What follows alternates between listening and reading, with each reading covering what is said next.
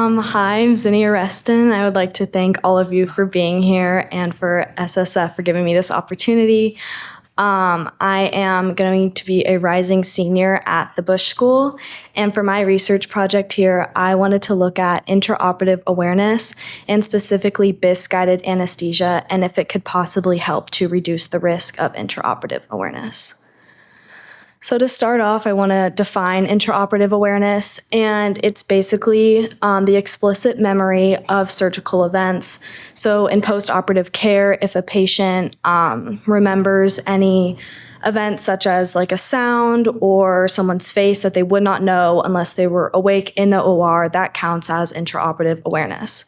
This is very rare. It happens in about 1 to 2 cases per 1,000 cases. However, it really should be 0 out of 1,000. No one should have to wake up in a surgery, specifically if it's a very invasive surgery. Waking up in open heart surgery would be very traumatizing. So I really wanted to look at how we can make this 0 out of 1,000 or not make someone be worried about this happening. So the aim of my research was to look at trials surrounding individuals, specifically high-risk individuals, and see when they were undergoing general anesthesia, what helped them to not wake up. My hypothesis is that although intraoperative awareness is very rare, as the continuous development of monitors anesthesiologists use, hopefully intraoperative awareness will decrease in likelihood in order to protect people. So my study question became, does BIS-guided anesthesia reduce intraoperative awareness?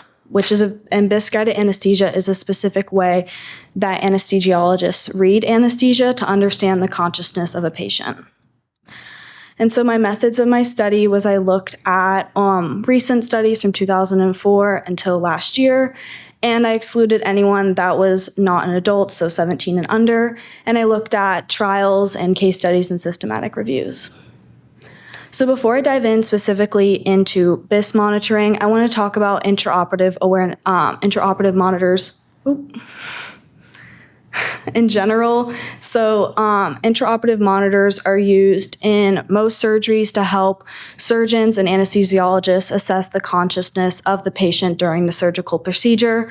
There's many different types depending on what kind of surgery you're doing, and they assess different neurological pathways in the brain. So for example, a spinal surgeon would use one that regulates the nerves in the spine to make sure that they do not hit anything that will leave the patient paralyzed when they are in post-op.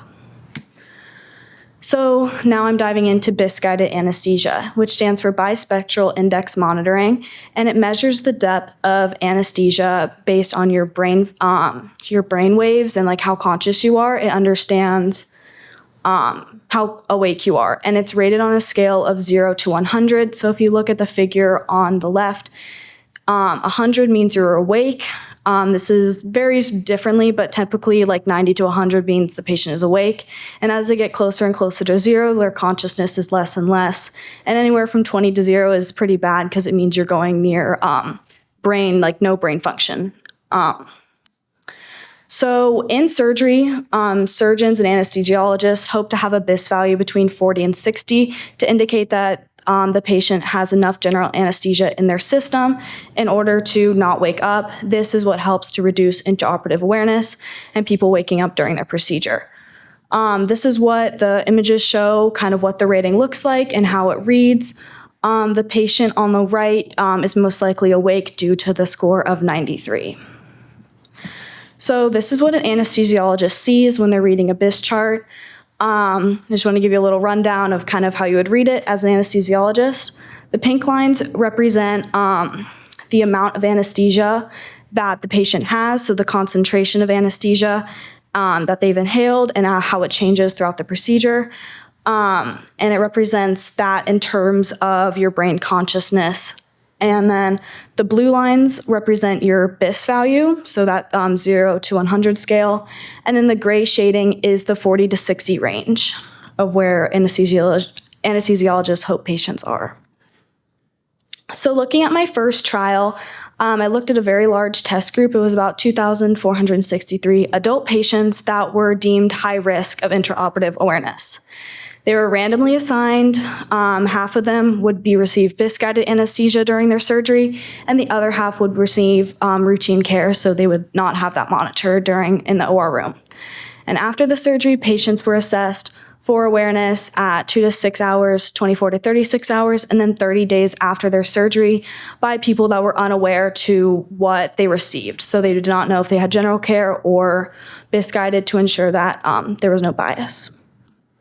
So before I go into the results of the trial, I want to talk about what makes someone high risk. So very basically, it's having a compromised cardiovascular function. And this happens a couple of ways.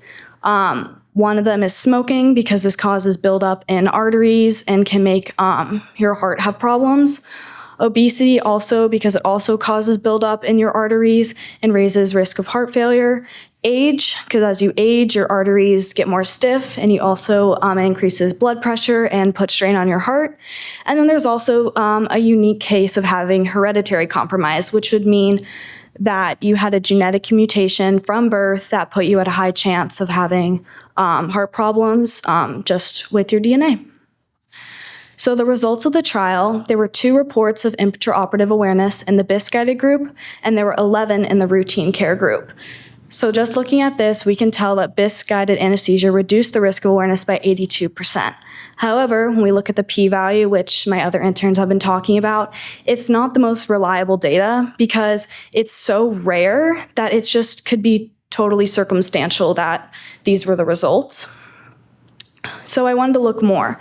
So I looked at the systematic review, which was 52 studies, and they had over 40,000 patients in total. All the studies included participants undergoing general anesthesia, and the data was analyzed according to two groups, BIS-guided anesthesia versus clinical anesthesia, or BIS-guided anesthesia versus ETAG anesthesia, which is just another monitoring system similar to BIS. So the results of the systematic review. There was low certainty evidence that BIS-guided anesthesia reduced the risk of intraoperative awareness, because when BIS was used, 3 out of 1,000 woke up. However, 9 per 1,000 when anesthesia was guided by clinical woke up. However, similar to the last study, because it is so rare, they don't really know if this was just by chance or if BIS is actually 100% preventing and helping people to not wake up. And then there's kind of a second part to this study that the first trial did not look at. This talked about early recovery times and kind of asked the question, does BIS-guided anesthesia help people in post-op recover quicker and get discharged quicker? And it showed that early recovery times were improved when BIS was used. Similar low certainty evidence showed that BIS reduced the time when patients opened their eyes, when they gained orientation, and the time that they were discharged from their post-anesthesia care unit. So this is a chart that shows, that reflects on the last piece of information about them being discharged quicker. This specifically was recorded in 22 of the trials. So 22 trials recorded how fast patients open their eyes in postoperative care. And these 22 studies was about 1,500 patients. And it looked at when they had BIS, did they wake up faster, and then versus clinical. And from this chart, you can see that most of the cases are favoring BIS and that they woke up faster when they received BIS. And so for my conclusion, I believe that evidence for the effectiveness of BIS-guided anesthesia is imprecise due to how rare it is. However, it has the possibility to reduce the risk of intraoperative awareness, as everything does point to it having a positive effect. And it also can help to improve early recovery times.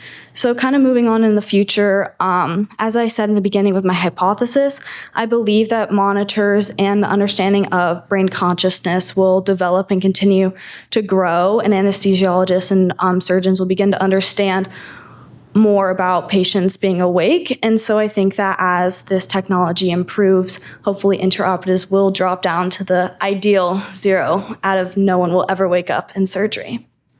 So thank you to all my fellow researchers, my parents, Dr. Pierre, and all the visiting physicians and faculty. Thank you.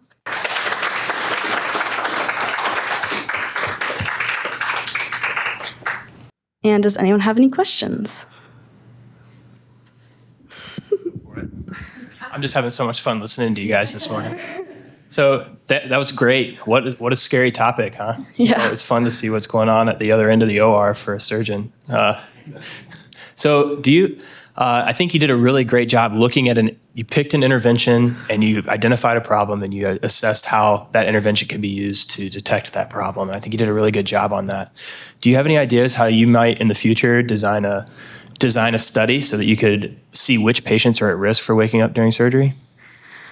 I mean, I think part of the problem is because it's so rare, it's hard to group people in this really specific understanding of like, it's hard to make a big understanding of why someone wakes up. It could just be something really weird and rare. If you didn't know they had hereditary compromise, it'd be hard to know that they'd be at risk.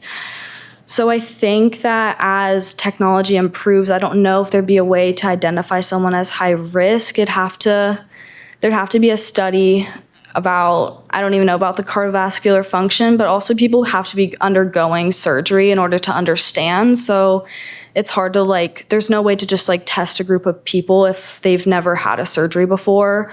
So I really have no idea. I hope that, yes, we will be able to figure out how to make this zero. It just also could just get rarer and rarer, but still have a really small chance of happening. I really have no idea. It makes a lot of sense. I think you did a really eloquent job of describing the problem with underpowered studies. So that's a great job. Thanks for sharing with us. Thank you.